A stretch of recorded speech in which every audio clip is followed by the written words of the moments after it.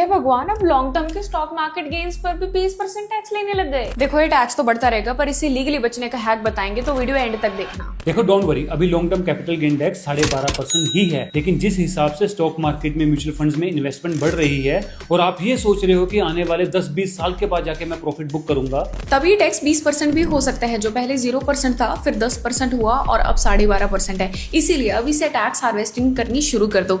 और इस कॉन्सेप्ट को हम समझेंगे in our new series legal tax hacks part 1। मान लो 2024 में आपने 5 लाख रुपए इन्वेस्ट किए स्टॉक्स में और 1 साल बाद इस पर प्रॉफिट बना 1 लाख रुपए। अब आपने 1 लाख रुपए का प्रॉफिट बुक कर लिया और सारे पैसे री इन्वेस्ट कर दिए मार्केट में। इससे होगा क्या, आपको अपने गेन्स पर कोई भी टैक्स नहीं देना पड़ेगा, क्योंकि इस सेक्शन के अकॉर्डिंग 1.25 लाख तक लॉन्ग टर्म स्टॉक मार्केट की कमाई टैक्स फ्री होती है।